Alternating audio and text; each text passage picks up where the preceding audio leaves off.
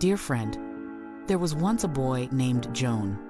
He was bright, the kind of boy everyone believed would go far in life. His teachers praised his quick mind. His parents believed in his dream of becoming a doctor, and even Joan himself thought that being smart was enough. But there was one thing Joan could never control: his own mind. Every time he sat down to study, his thoughts wandered away. To his phone, to social media, to daydreams that felt more real than the book in front of him. He told himself, "It's okay, I still have time." But that time never truly came. And slowly, the dream that once shone so brightly began to fade. One day, the results of the school scholarship were announced. Joan had been so sure he would pass, but when he looked at the list, his name wasn't there. He felt his chest tighten, his hands trembled. His friends celebrated, teachers smiled at others, and Joan stood there, quiet, with the heavy silence of failure pressing against his heart. That evening, he sat alone by the window, watching the sunset bleed into the sky. For the first time, he whispered to himself, "It wasn't that I couldn't do it, I just didn't try hard enough." And that was the moment everything began to change.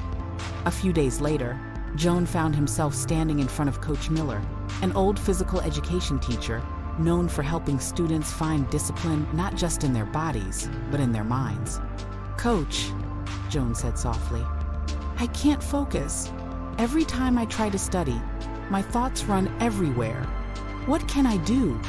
Coach Miller smiled gently. "Come with me," he said. He led Joan to the playground, where the air smelled of grass and sunlight. From the equipment room, he brought out a small bow and a toy arrow. "If you can hit the center of that board," the coach said, "I'll know how focused you really are." Joan aimed, pulled the string, and released. The arrow missed. "What were you looking at?" asked the coach. "The trees, the field, and the board," Joan replied. Coach Miller nodded slowly. "That's your problem. You're looking at everything, not the target. A good athlete sees only the goal, nothing else. Your mind is like that arrow, Joan. Wherever you point it, that's where your life will go." That day, the coach gave Joan 4 simple rules. Control your thoughts. Every time your mind wanders, gently bring it back. Remind yourself, "This is my time to focus." Make a routine. The mind becomes strong through rhythm.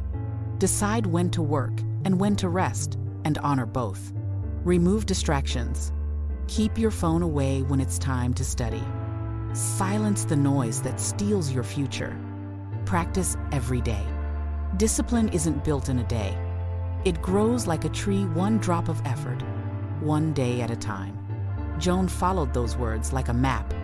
At first, it was painful, like trying to hold water in his hands. But slowly, something shifted. His mind, once wild and restless, began to quiet.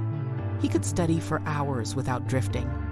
And for the first time, he felt peace, not because life got easier, but because he stopped fighting himself. Months later, he took another exam. This time, he didn't just pass, he came in first place. As he stood on stage to receive his scholarship, he remembered what Coach Miller once said. "The mind is like a wild horse. If you don't train it, it will drag you wherever it wants. But if you guide it with discipline, it will carry you to your destination." And so, Joan learned the lesson we all must face someday, that success doesn't begin with talent or luck, but with the quiet strength to do what needs to be done, even when no one is watching.